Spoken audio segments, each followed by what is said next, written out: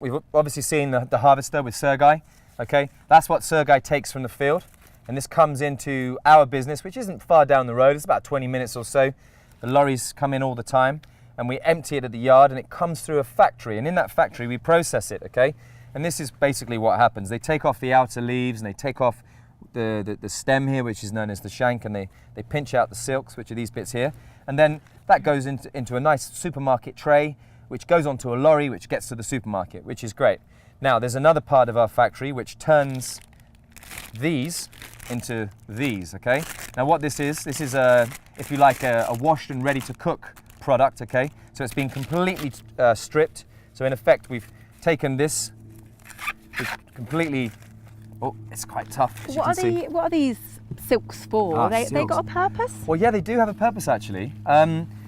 Every single one of these kernels, okay, has one of these attached to it. Oh, wow. Okay? So inside of the husk, you have these little hairs which are connected to every single one of the kernels, okay?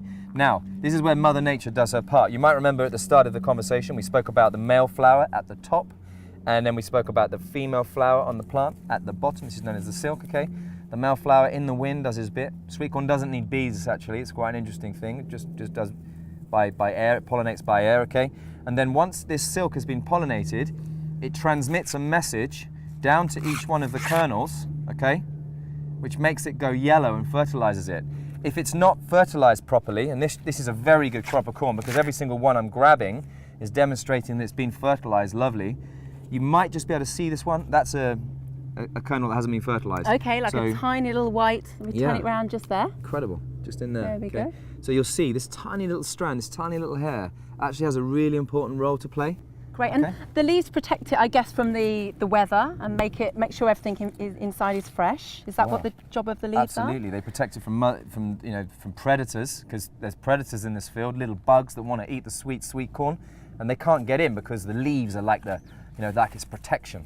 And what about is it the husk at the bottom, the bit at the bottom, the very bottom? Yeah, that there. Yeah. What's the job of that, the tough bit? This connects it to the plant, okay? Okay. So in effect, this is where the water comes from. This is where it gets its nutrition from, through here, okay? Okay. And that goes up into the sweet corn. So no need for bees, no need